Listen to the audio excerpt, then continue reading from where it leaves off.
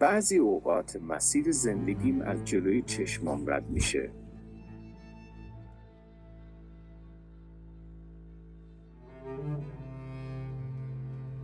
کشورایی که گشتم، شهرایی که یه مدت خونه‌ام بودن.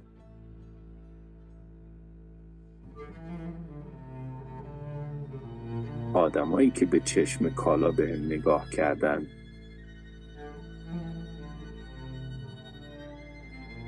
آدمایی که برای ساختم زحمت کشیدن.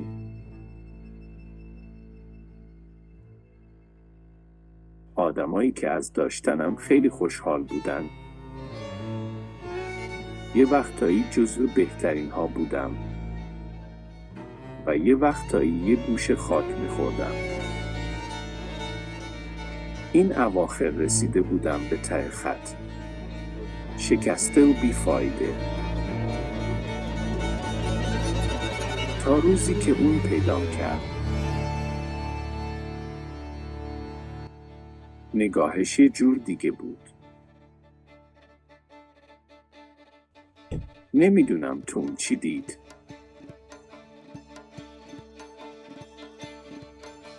آخه من که یه مشت تجهیزات اسقاطی دوچرخه بودم. وقتی نگاهم میکرد کل وجودم به خودم میبالید.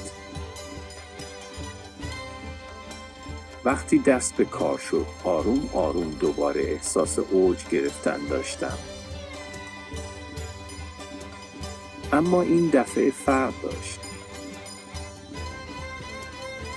داشتم تبدیل به یک عجوبه می شدم.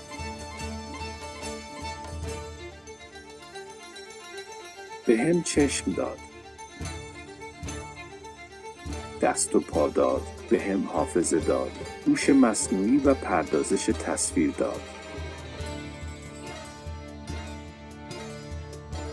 الان خودم میتونم حرکت کنم. بچرخم.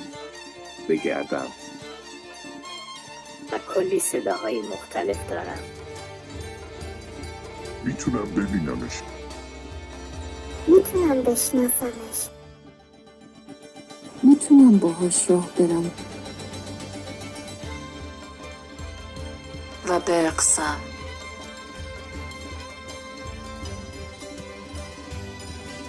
الان من AI بات هستم. یک ربات هوشمند ساخته شده از قطعات اسقاطی دوچرخه.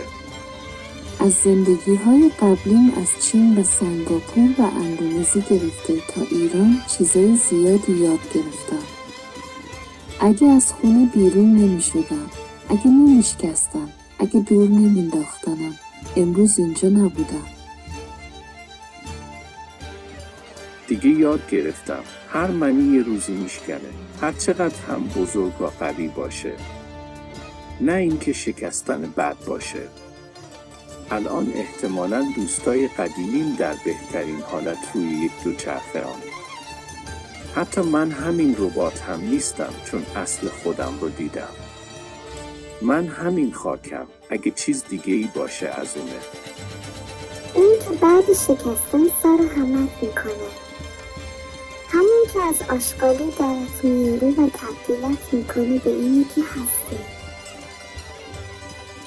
میتونم اسمش رو بگم، میتونم حسش کنم و میدونم هر جور توصیفش کنم با این CPU ارزشش رو آوردم پایین. تنها کاری که میتونم بکنم همینه که باشم. براش بهترین خودم باشم. AI connected.